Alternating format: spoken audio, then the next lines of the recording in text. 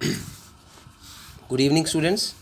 Today's topic is micro processor and micro controller, और साथ में हम इसका कंपैरिजन भी करेंगे, ठीक है।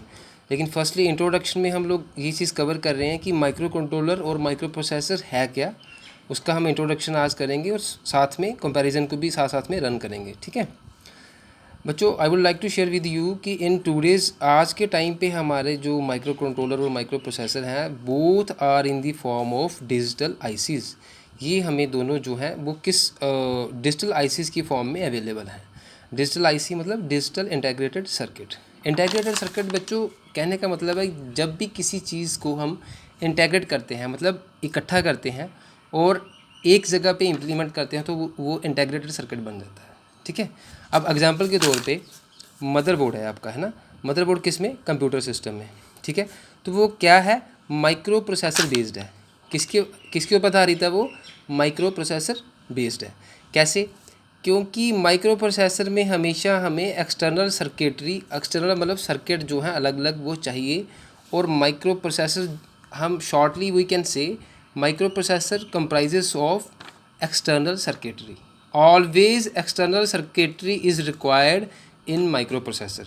अब एग्जांपल के तौर पे रैम है, हार्ड डिस्क एक्सेट्रा जो है वो हम सारा जो है बाहर से आके हम मदरबोर्ड पे लगाते हैं, ठीक है। रैम जो है जहाँ हार्ड डिस्क है वो हम एक्सटर्नली इंस्टॉल करते हैं।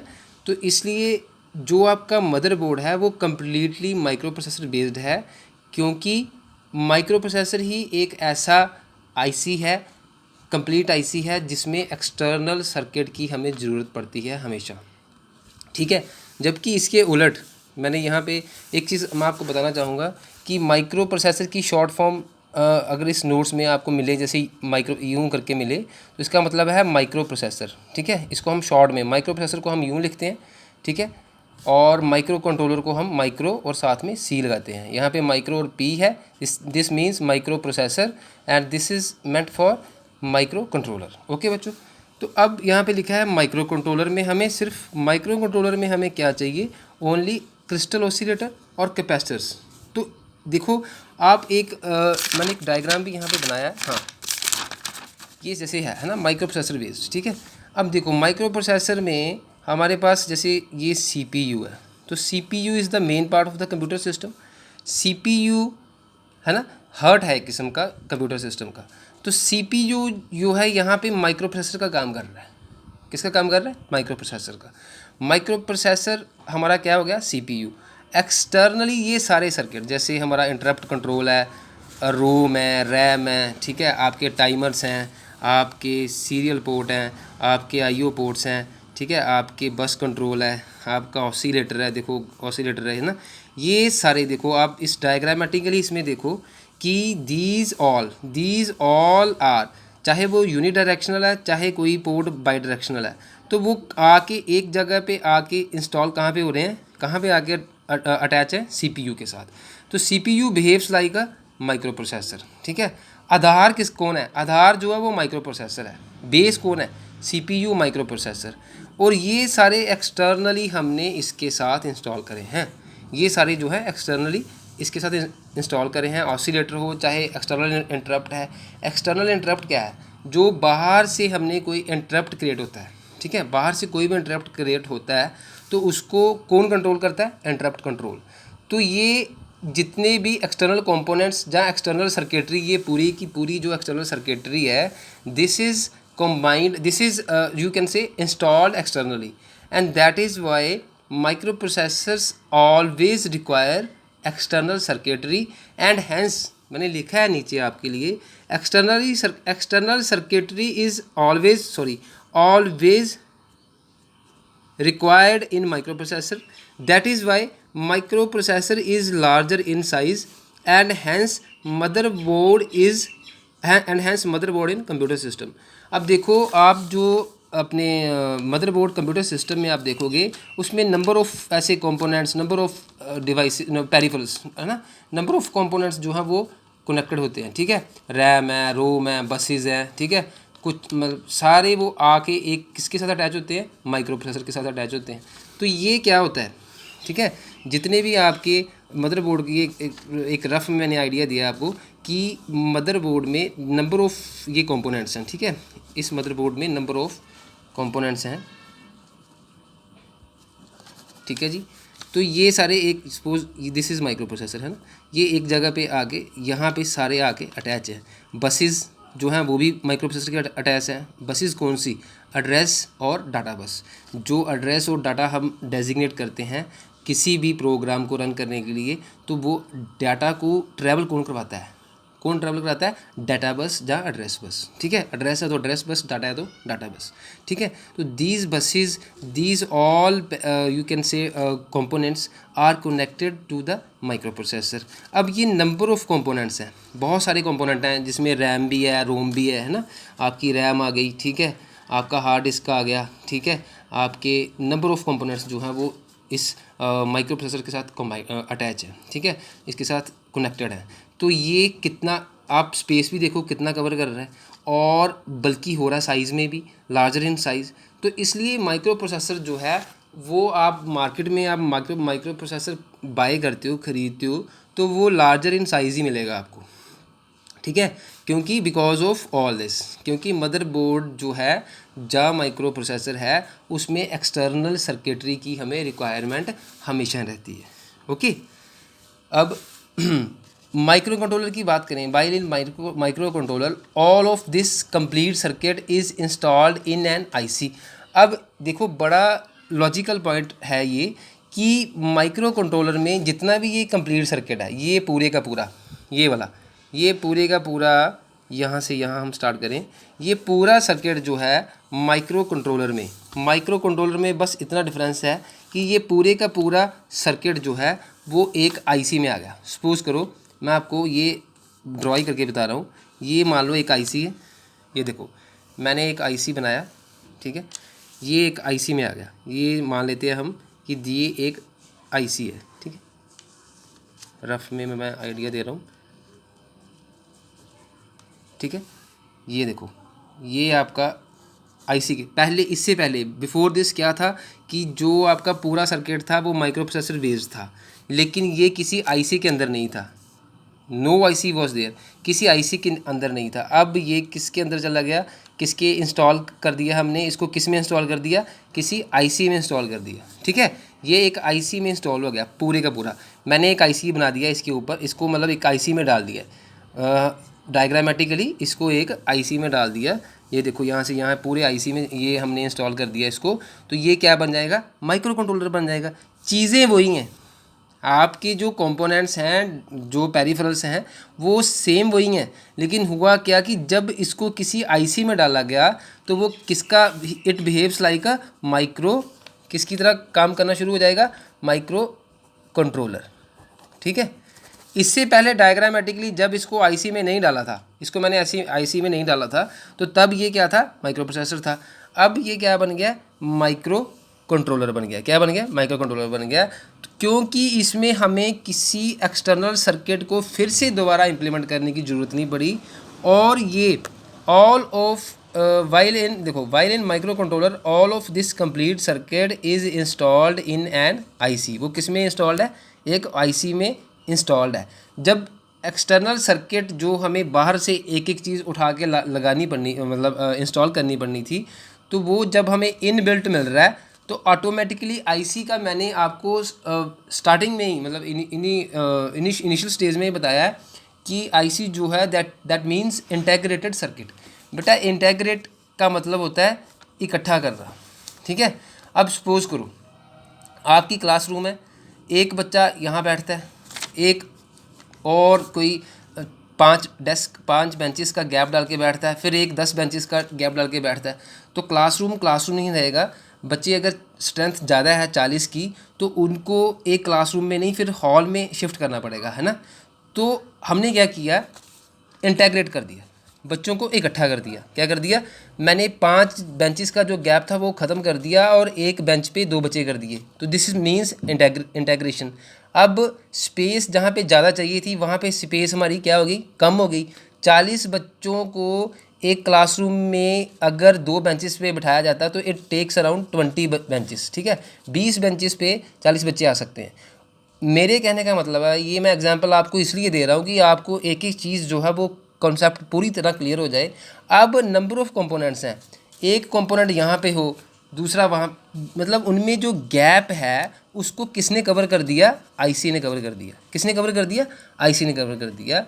आईसी जो है वो इंटेग्रेट कर देता है, इकट्ठा कर देता है। नंबर ऑफ़ कंपोनेंट्स को एक ही जो है सर्किट है वो काम दे रहा है। नंबर ऑफ़ कंपोनेंट्स का जो वर्क है वो अकेला ही एक आईसी जो है वो इतना उसमें यू कैन से इतना उसमें पोटेंशियल है कि आईसी जो है एक नंबर ऑफ़ कंपोनेंट्स का, भिन्न भिन्न कंपोनेंट्स का एक ही जो पोटेंशियल वाला सर्किट है वो कौन है? आईसी। और वो अकेला ही 40 कंपोनेंट का काम दे रहा है, तो उसमें सारा कुछ इनबिल्ट है।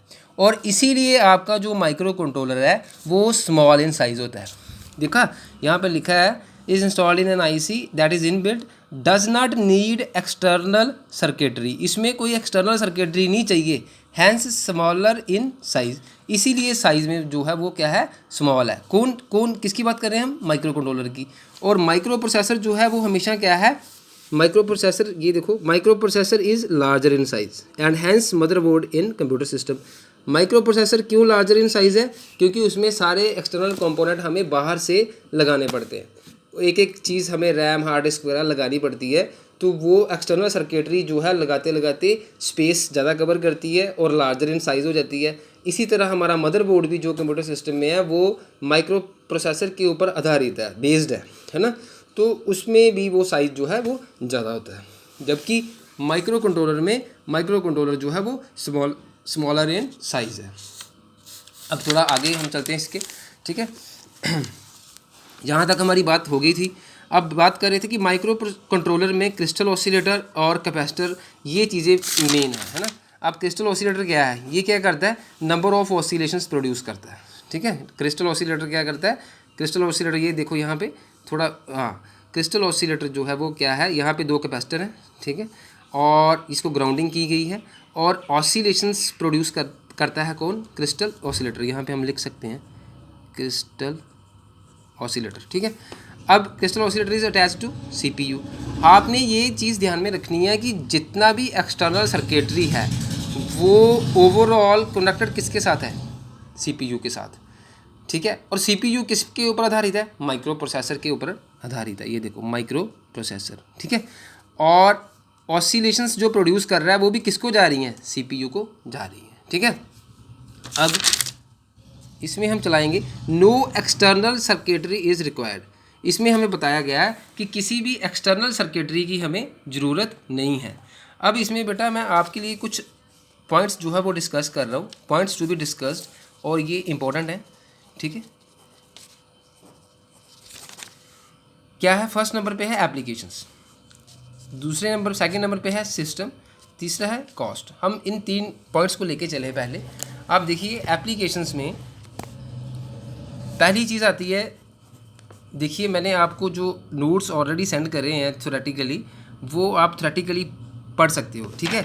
लेकिन इस वीडियो से I want to clear each and every concept, ठीक है, each and every point of this concept. इस कॉन्सेप्ट का हर आपका पॉइंट जो है वो मैं क्लियर करना चाहता हूँ कि वीडियो, ऑडियो और इमेज, ये चीज़ें जो हैं हम किस में लोड कर सकते हैं? वीडियो, ऑडियो और इमेज। हम नॉर्मली अगर बात करें अपनी कॉमन लाइफ की, तो आज के टाइम पे हमारे पास मोबाइल फ़ोन्स हैं, लैपटॉप्स हैं, है ना। तो वीडियो, ऑडियो या इमेज वगैरह हम कहाँ पे अपलोड कर सकते हैं? कहाँ पे लोड कर सकते हैं? देखो एलईडी टीवी में हम पेन ड्राइव लगा लें, ठीक है, कोई वीडियो जो ऑडियो लोड हो लगा हुआ पेन ड्राइव, और आप इंजॉय कर सकते हैं मूवी वटेवर, है ना। अब फोटोग्राफी कैमरा में भी आप इमेज वगैरह वीडियो अपलोड कर सकते हो। फ़ोन, आपके मोबाइल फ़ोन्स हैं, ठीक है, MP3 प्लेयर्स हैं जहाँ लैपटॉप्स में, इनमें ये सारी चीज़ें जैसे वीडियो, ऑडियो और इमेजेस वगैरह जो हैं हम लोड कर सकते हैं। यहाँ पे मैंने लिखा है नीचे, wherever we process video, audio और images to be loaded, micro processor is always required. कहने का मतलब है यहाँ कहीं पे भी हमें ऑडियो, वीडियो या इमेजेस लोड करनी है, हमेशा किसकी ज़रूरत पड़ेगी? माइक्रो प्रोसेसर की। किसकी ज़रूरत पड़ेगी? माइक्रो प्रोसेसर की। इज़ ऑलवेज रिक्वायर्ड, नो, इसमें कोई कॉम्प्रोमाइज़ नहीं है। माइक्रो प्रोसेसर हमें हमेशा चाहिए जहाँ कहीं भी हमें वीडियो, ऑडियो या इमेजेस अपलोड करनी है। सिंपल सी एक आप मान के चलो कि कोई भी आपको, दिस इज़ फॉर एवर, कि आपको कहीं पे भी कोई वीडियो ऑडियो या इमेजेस अपलोड करते हो, लोड करते हो, है ना, तो उसमें आपको चाहे वो फोटोग्राफिक कैमरा है, चाहे एलईडी टीवी में पेन ड्राइव लगा रहे हो, MP3 प्लेयर है उसमें सॉन्ग सुन रहे हो, लैपटॉप में कुछ लोड कर रहे हो, पेन ड्राइव लगा के देख रहे हो, है ना, जब फ़ोन्स हैं, है ना, तो आपको हमेशा माइक्रो प्रोसेसर चाहिए। आप क्या करो, आप क्रैमिंग मत करो। आप यू ट्राई कि हम लोग जो है पॉइंट्स अगर डिफरेंस भी कल को आता है 5 नंबर में एग्ज़ाम में माइक्रो प्रोसेसर और माइक्रो कंट्रोलर का, तो प्यारे बच्चों आपको ये चीज़ क्लियर होनी चाहिए कि बेसिक है क्या। ठीक है, थ्योरेटिकली नोट्स जो आपको सेंड करें उसमें थ्योरी पूरी लिखी हुई है, आप उसको पढ़ के लिख सकते हो, डिफ्रेंशिएट कर सकते हो 5 नंबर में। लेकिन बेटा वाइवा में या कहीं पे भी कल को आप MNC में काम करते हो या कहीं पे भी जाते हो तो आपको ये चीज़ें क्लियर करी हैं ऑलरेडी, और दोबारा मैं कर रहा हूँ कि माइक्रो प्रोसेसर जो है वो हमेशा चाहिए।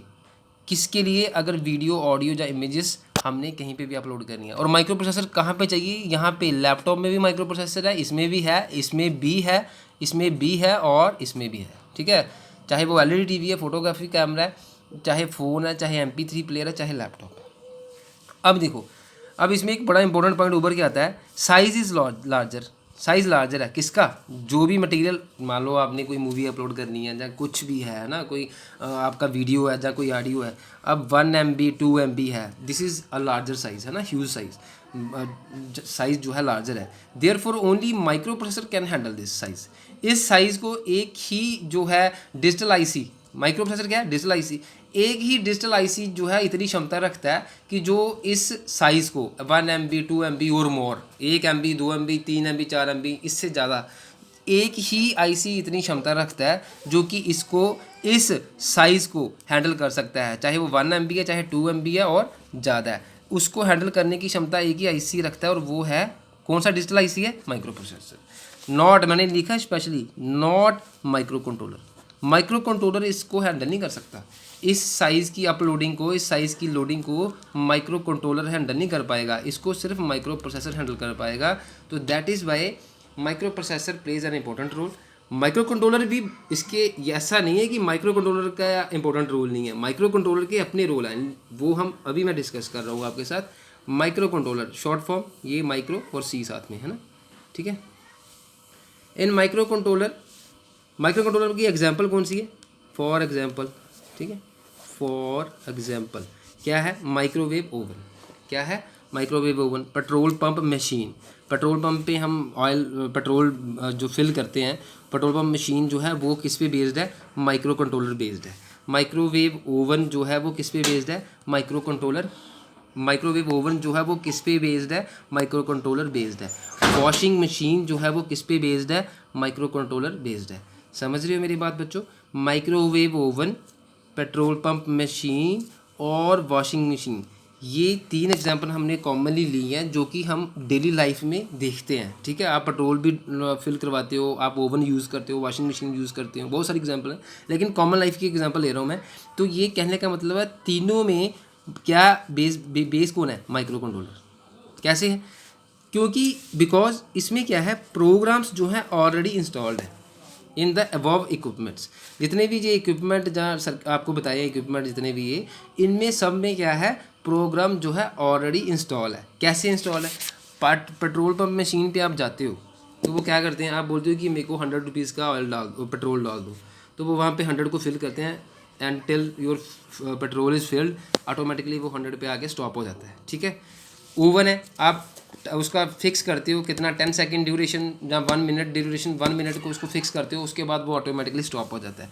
वॉशिंग मशीन क्या है? वॉशिंग मशीन आपके घरों में है, आप स्पिनिंग करो, उसको स्पिन की रोटेशन को घुमाते हो, है ना, तो वो जो उसका बटन स्विच होता है, स्पिन को ऐसे घुमा के 20 पे या 15 पे छोड़ते हो तो वो automatically after complete oscillation, rotation complete करके वो 0 पे आके खुद ही स्टॉप हो जाता है।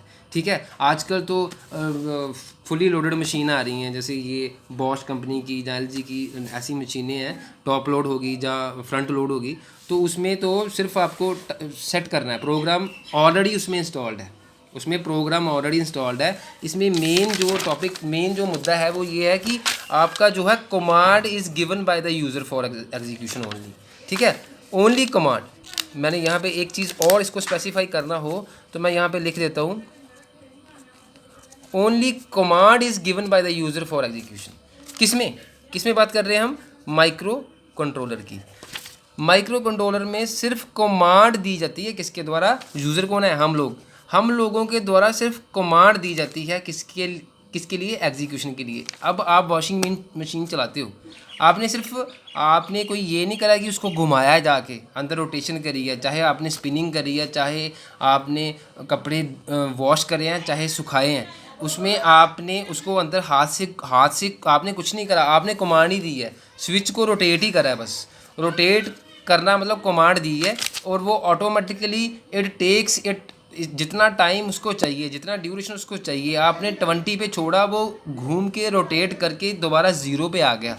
तो इसका मतलब है कि वो ऑटोमेटिकली प्रोग्राम जो पहले से ही इंस्टॉल्ड था उस पर आपने सिर्फ एक कमांड दी है, और वो कमांड जो है अपना प्रोग्राम कंप्लीट करके, मतलब आपकी एग्जीक्यूशन हो गई, आपने बस उसको रोटेट करा, उसने 20 से 0 पे आके वापस और वहाँ पे स्टॉप हो जाना है। तो this is also called embedded system. इसको हम क्या बोलते हैं? एम्बेडेड सिस्टम भी बोलते हैं। क्यों बोलते हैं? दैट इज़ दोज इक्विपमेंट्स या systems in which programs are already installed. ऐसे इक्विपमेंट या ऐसे सिस्टम जिनमें प्रोग्राम्स पहले से ही इंस्टॉल्ड हों, उनको हम क्या बोलते हैं? Embedded system. अब जितना भी माइक्रो कंट्रोलर है वो सारा एम्बेडेड सिस्टम है। सिंपल। एक क्वेश्चन और आपका उभर के आता है, वन मोर क्वेश्चन अराइजेस, ठीक है। इसमें आपके MCQ भी हम इसी से तैयार करेंगे। आपके जो हमने अभी MCQs अपलोड करे हैं तो वो इसी से निकाल के हमने अपलोड करे हैं कि मतलब एम्बेडेड सिस्टम, अगर क्वेश्चन पूछा जाए क्या माइक्रो कंट्रोलर एम्बेडेड सिस्टम है, या एम्बेडेड सिस्टम माइक्रो कंट्रोलर पे आधारित है, बेस्ड है, तो आप क्या बोलोगे? ट्रू है कि फॉल्स है? ट्रू है। Embedded system is always based on किस पे? Micro controller. क्योंकि ऐसे इक्विपमेंट या सिस्टम्स जिनमें प्रोग्राम्स पहले से इंस्टॉल्ड हैं वो सारे क्या हैं? एम्बेडेड सिस्टम है। और सारे एम्बेडेड सिस्टम किस पे आधारित है? माइक्रो कंट्रोलर पे, ठीक है। सो दीज थिंग्स आपको मतलब क्रैमिंग नहीं करनी है बच्चों, your all are good, but आप क्या मतलब एग्ज़ाम में या MST में आप क्या करते हो कि उसको क्रैमिंग जो है, क्रैमिंग में आप इसके यू विल लैक, आप लैक करोगे और मार्क्स इसी से आपके कम होते हैं। इसको कंसेप्ट को अच्छी तरह समझना। CPU, अब बात है, एक इम्पोर्टेंट पॉइंट है, CPU is powerful in micro processor. Micro processor में क्या है? CPU जो है वो पावरफुल है, सबसे मेन, हम इसको हार्ट बोलते हैं, heart of the computer system क्या है? CPU। अब बात हम तीसरे पॉइंट की करेंगे, इसमें आपकी 2 चीज़ें कवर हो गई। क्या चीज़ें कवर हुई हैं? एप्लीकेशन और सिस्टम। अब कॉस्ट की बात कर रहा हूँ। कॉस्ट में क्या है? माइक्रो प्रोसेसर की कॉस्ट जो है वो क्या है? हाई है। माइक्रो प्रोसेसर की कॉस्ट कैसे हाई है? इसलिए हाई है बच्चों क्योंकि माइक्रो प्रोसेसर में हमने यहाँ पे पढ़ा है external circuitry is always required in micro processor. उसके लिए डायग्रामेटिकली हमने समझा, ये सारे कंपोनेंट्स, सारे आपके जो ये कंपोनेंट्स हैं, CPU as a microprocessor काम कर रहा है, लेकिन ये सारे कंपोनेंट्स जो हैं इसके साथ एक्सटर्नली अटैच है। ये देखो डायग्रामेटिकली एक एक चीज़ आपको क्लियर हो जाएगी। ये कहाँ पे अटैच है? CPU के साथ। तो ये सारे कंपोनेंट जब हम एक्सटर्नली बाहर से लगाएंगे तो साइज़ तो लार्जर होएगा ही होएगा। एक एक की कीमत कितनी है? मेरे को रैम की कीमत देनी पड़ेगी, मेरे को टाइमर्स की, मेरे को पोर्ट्स, इनपुट आउटपुट पोर्ट है। अब यहाँ पे एक चीज़ और अच्छी चीज़ है कि यहाँ पे हमने दोबारा इसको देखा, ये देखो ये दोनों ये बाई डायरेक्शनल है, इनपुट और आउटपुट। इनपुट और आउटपुट में क्या होता है? ट्रांसमिटिंग और रिसीविंग एंड। जैसे हमारे ये सीरियल पोर्ट है ना, एक ट्रांसमिटिंग होता है, एक रिसीविंग है। इनपुट क्या है? What is input? इनपुट जो है ये क्या है? IO पोर्ट्स, मतलब इनपुट आउटपुट पोर्ट्स। मैं लिख ही देता हूँ, इनपुट आउटपुट पोर्ट्स। तो इसमें क्या है? इनपुट आउटपुट पोर्ट्स में एक ट्रांसमिटिंग एंड है, एक रिसीविंग। जो ट्रांसमिटिंग करता है वो क्या है? इनपुट हमेशा ट्रांसमिशन है। इनपुट मैंने कोई दी तो मैंने क्या किया? उसको मैंने ट्रांसमिट करा। आउटपुट अगर कोई आई, मेरे को कोई आउटपुट मिली तो वो मैंने क्या करा? रिसीव करा। मैंने क्या करा, रिसीव करा। इसी तरह सीरियल पोर्ट पे एक एंड हमारा रहेगा ट्रांसमिटिंग, एक एंड क्या रहेगा, रिसीविंग। अब हम बात कर रहे थे किसकी, कॉस्ट की। कॉस्ट में हमने क्या डाला है, कॉस्ट में जब साइज़ लार्जर है, ये सारी चीज़ें हमें एक्सटर्नली ख़रीद के लगानी पड़ रही हैं, तो भाई एक एक चीज़ लगाएंगे खरीद के, मतलब कनेक्ट करेंगे, इंस्टॉल करेंगे, तो ये क्या होएगा, हमें उसकी जो ऑटोमेटिकली उसकी कॉस्ट जो है वो बढ़ेगी, ठीक है। जबकि आपका जो है दूसरा माइक्रो कंट्रोलर, उसमें कॉस्ट जो है वो लो है, लो कॉस्ट, ठीक है। कॉस्ट लो क्यों है, जितने भी पेरिफेरल्स हैं, टाइमर्स हैं, पोर्ट्स हैं, वो किस में है, इन बिल्ट है। इन बिल्ट किस में है, इन, यहाँ पे लिख देता हूँ, इन अ सिंगल आईसी। एक सिंगल आईसी के अंदर ही सब कुछ है। अब सिंगल आईसी कितना है, ये सिंगल आईसी है, चाहे वो 40 पिन 40 पिन का है, 40 पिन का जहाँ more than 40 pin behaves like a micro controller, तो वो क्या है, क्या बन जाएगा। अब एक आईसी जो है वो स्मॉलर इन साइज़ है, लेकिन एक आईसी जो है 40 कंपोनेंट का काम दे रहा है, 50 कंपोनेंट का काम दे रहा है, तो वो क्या है, साइज़ लार्जर, जो उसका साइज़ है वो भी कम है और उसकी कॉस्ट भी ऑटोमेटिकली कम होएगी।